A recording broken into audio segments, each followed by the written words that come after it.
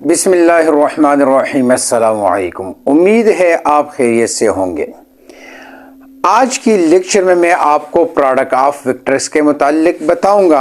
अपनी वीडियो का आगाज़ करने से पहले मैं अपने प्रीवियस लेक्चर्स को कुछ रिवाइज करता हूं कि इस चैप्टर को हमने कहां से स्टार्ट किया था, इसमें क्या क्या पढ़ा था। इस चैप्टर का आगाज़ हमने किया था क्लासिफिकेशन ऑफ फिजिकल क्वांटिटीज यानी वेक्टर से, कि हमारे पास वेक्टर्स क्या हैं, वेक्टर्स की मैग्नीट्यूड भी होगी, डायरेक्शन भी होगी। अब उन वेक्टर्स को हम कैसे ऐड कर सकते हैं, स्केलर हम क्यों नहीं पढ़ते। सवाल यह है क्योंकि स्केलर जो है उनके रूल्स रेगुलेशन उसी तरह है जिस तरह हम मैथमेटिक्स में पढ़ते हैं। फिर दो या दो से ज्यादा वेक्टर को हम कैसे सब्ट्रैक्ट कर सकते हैं, addition of vectors, subtraction of vector. फिर एक वेक्टर को हम कैसे स्केलर से मल्टीप्लाई कर सकते हैं। तो हमारे पास क्या होगा, multiplication of vector by scalar में मैग्नीट्यूड इंक्रीज होगा, डायरेक्शन या सेम रहेगी या अपोजिट होगी, due to the depends upon the number कि क्या वो नंबर पॉजिटिव है या नेगेटिव। ये चार टॉपिक्स हम पढ़ चुके हैं अपने प्रीवियस लेक्चर में। आज हम अपनी वीडियो का आगाज कर रहे हैं प्रोडक्ट ऑफ वेक्टर से, यानी आज की लेक्चर में हम क्या पढ़ेंगे, प्रोडक्ट ऑफ वेक्टर्स। अगर हम वेक्टर को वेक्टर से मल्टीप्लाई करें तो रिजल्ट क्या होगा। तो चलते हैं अपनी वीडियो का आगाज करते हैं।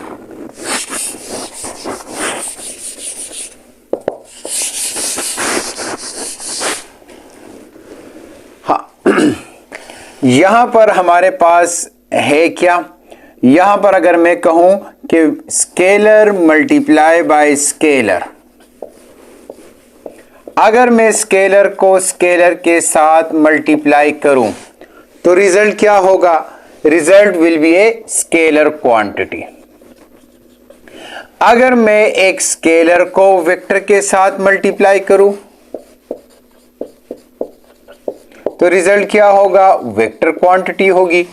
अगर एक वेक्टर को मैं स्केलर के साथ मल्टीप्लाई करूं तो रिजल्ट क्या होगा, रिजल्ट हमारे पास क्या होगा, वेक्टर क्वांटिटी होगी। अगर मैं वेक्टर को वेक्टर के साथ मल्टीप्लाई करूं तो रिजल्ट मेरे पास क्या होगा। ये चार हमारे पास क्या है, केसेस हैं, और यही सवाल आपके जहन में भी आता होगा। अगर हम स्केलर को स्केलर मींस नंबर, जो मैथमेटिक्स में हम नंबर पढ़ते हैं। अगर स्केलर को मैं स्केलर से मल्टीप्लाई करूं तो रिजल्ट क्या आएगा, स्केलर को वेक्टर से मल्टीप्लाई करूं तो रिजल्ट क्या आएगा, वेक्टर को स्केलर से मल्टीप्लाई करूं तो रिजल्ट क्या आएगा, वेक्टर को वेक्टर से मल्टीप्लाई करूं तब मेरे पास रिजल्ट क्या आएगा। This is our today topic, यही आज का हमारा टॉपिक है। लेकिन अपने टॉपिक से पहले हम इनको भी थोड़े से एग्जाम्पल में पढ़ते हैं, इलैबोरेट करते हैं कि इनकी एग्जाम्पल क्या है। स्केलर मल्टीप्लाई बाय स्केलर की रिजल्ट क्या आएगा, स्केलर मल्टीप्लाई बाय वेक्टर। अगर मैं कहूं कि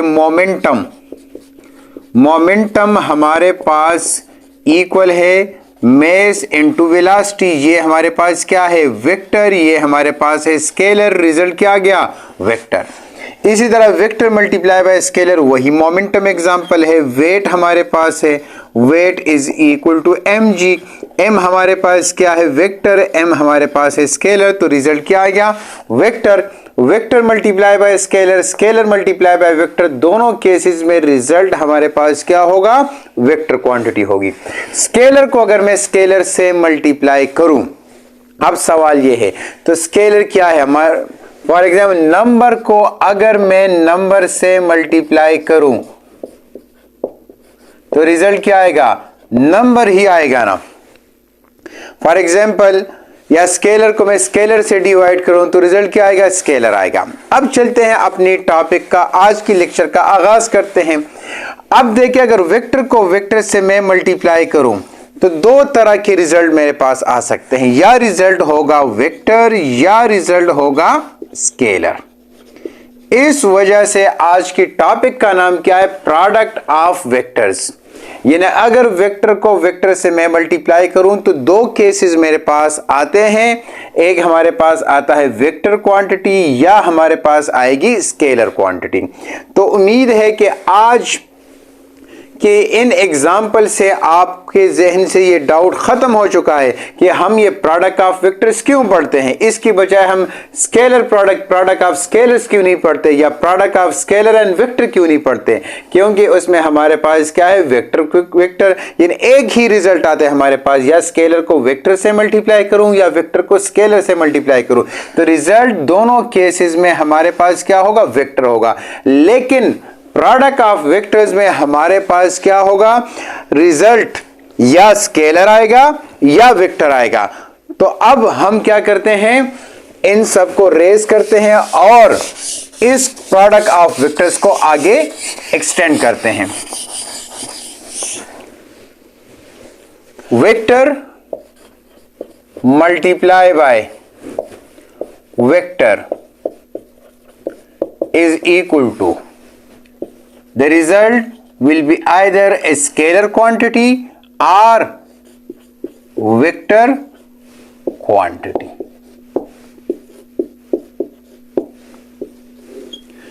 ये दो ऑप्शन हमारे पास आएंगे। अगर हमारे पास रिजल्ट स्केलर क्वांटिटी आ गई, so such product is called scalar product. अगर रिजल्ट हमारे पास वेक्टर क्वांटिटी आ गई तो ऐसे प्रोडक्ट को हम क्या कहेंगे, वेक्टर प्रोडक्ट। तो इस स्केलर क्वांटिटी को हम कहते हैं स्केलर प्रोडक्ट और इसको हम कहेंगे वेक्टर प्रोडक्ट।